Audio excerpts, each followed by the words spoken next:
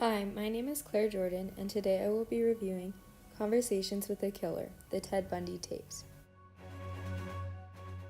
Unfortunately, murder is becoming increasingly common in the world today, and the media understandably chooses to focus on the victims. However, Conversations with a Killer, the Ted Bundy tapes, takes a new approach on true crime from the perspective of a criminal. This four-part series is separated into the childhood, murders, escapes, and trials of convicted murderer Ted Bundy.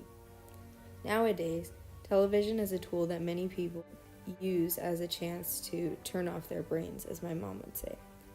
In this day and age, it is very difficult to find a television show or a documentary series that actually requires you to think, which is why this documentary is highly commendable. How can a person who is raised in an ordinary nuclear family kill over 30 women? Why do people continue to trust him after they realize what he was capable of? Should the death penalty take someone who feels remorse for his actions? All of these questions will flow through the minds of the viewers who watch this series, even weeks after they have seen it.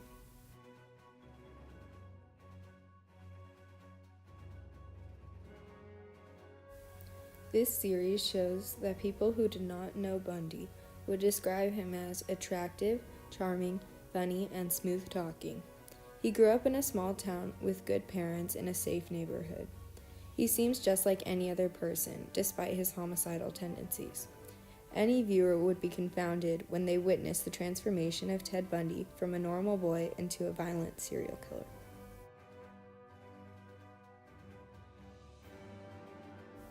Bundy began killing one by one, crossing state lines in order to fool police. He became a suspect and was arrested by the police. Later, he escaped for 7 days and then was arrested for several years once again. During one of his hearings, he jumped out of a second-story window and escaped for several years. Then he killed many more young women until he had killed 30 and was arrested once again. He was tried twice and received 2 death sentences. Finally, he was executed.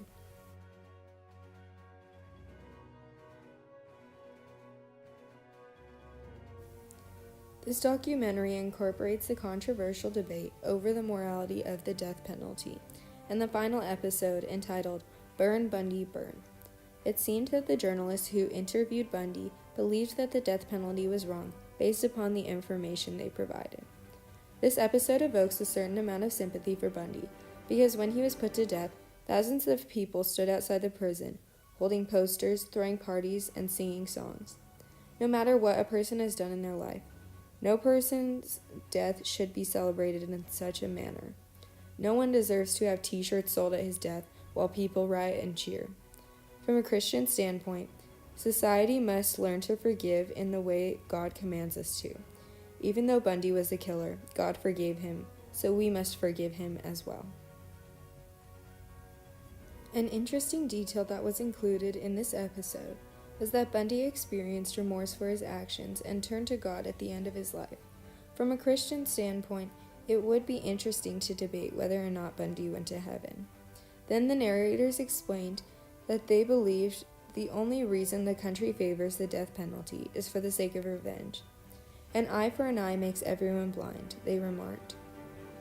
Although some viewers may disagree with this stance on the death penalty, it is an interesting moral debate to be had nonetheless. In conclusion, I would most definitely recommend this documentary series. It is very interesting and it includes some very serious moral questions, and it will keep you thinking about it for weeks after you watch it. I would definitely rate it 5 out of 5 stars. Thanks for watching.